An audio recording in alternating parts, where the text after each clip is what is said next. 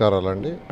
ఈరోజు Nellore municipal corporation commissioner గారిని కలవడం జరిగింది. ఇది కేవలం ఎలక్షన్ ఓటర్స్ వెరిఫికేషన్ మీద. ఏదైతే డిసెంబర్ 9వ తేదీకి ఎన్రోల్మెంట్, కరెక్షన్స్, డిలీషన్స్, అడిషన్స్ ఇవన్నీ షిఫ్టింగ్ పూర్తయినాయో దాని మీద ఈరోజు రెగ్యులర్గా స్పెషల్ డ్రైవ్లో మీటింగ్ ఉండింది. ఈ మీటింగ్కి యాక్చువల్గా నేను కూడా ఈరోజు మీటింగ్ రావటం జరిగింది. ఇది regular meeting, not a specific. ఆ మీటింగ్లో జాయిన్ అయ్యాను. కొన్ని ఏదైతే మేము ఓటర్స్ వెరిఫికేషన్లో మా బిఎల్ఏలు నెల్లూరు సిటీ బిఎల్ఏలు ఐడెంటిఫై చేశారో ఆ విషయాన్ని కమిషనర్ గారికి తెలియజేశాం. వారు అవన్నీ పర్సూ చేసి సాల్వ్ చేస్తారని చెప్పడం జరిగింది. అందరికి నమస్కారం. ఈరోజు ఈ voter verification special drive meeting జరిగింది కమిషనర్ దగ్గర. చాలా ఓటర్స్ డోర్ నెంబర్స్ లేవు. సో 5వ ఫ్లోర్ అని రాసి ఉంటారు.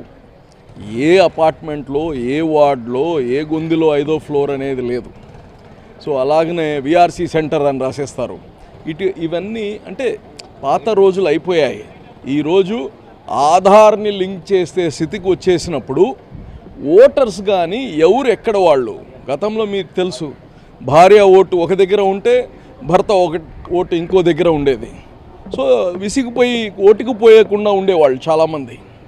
అందుకోసం ఈ ఓటర్ లిస్ట్ అనేది ఏదైతే ఎలక్ట్రాల్ ఉందో అది పర్ఫెక్ట్గా చేయమని ఈరోజు కమిషనర్ గారికి అడగడం జరిగింది.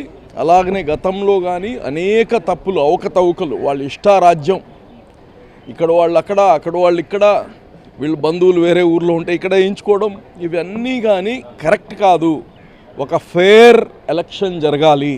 అది ఎవరు వాళ్ళు కానీ కావచ్చు, తెలుగుదేశం కావచ్చు, ఇంకో పార్టీ కావచ్చు. ఎలక్ట్రోల్ అనేది ఒక క్లీన్ ఎలక్ట్రోల్ ఉండాలి. దొంగ ఓట్లు ఉండకూడదు. లేని వాళ్ళు ఊర్లో లేని వాళ్ళు ఓట్లన్నీ ఇక్కడ పెట్టుకోవడం, ఇవన్నిటినీ కరెక్షన్ చేయడానికి ఇచ్చాం. ఇంకో దాదాపు ఒక 5-6 వేలు కరెక్షన్స్ ఉన్నాయి. ఒక 13,000 ఇళ్ళకి డోర్ నెంబర్ లేదు, 0 అని ఉంది. హ్యాష్ట్యాగ్ ఉంది, ఉంటే సగం డోర్ నెంబర్ ఉంది.